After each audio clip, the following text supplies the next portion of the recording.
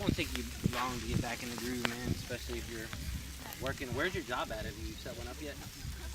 That I don't know, that apprenticeship thing is all the way down there off of like the Buford Highway exit. You gotta like drive to I know. Midtown and then go back up. Cambria!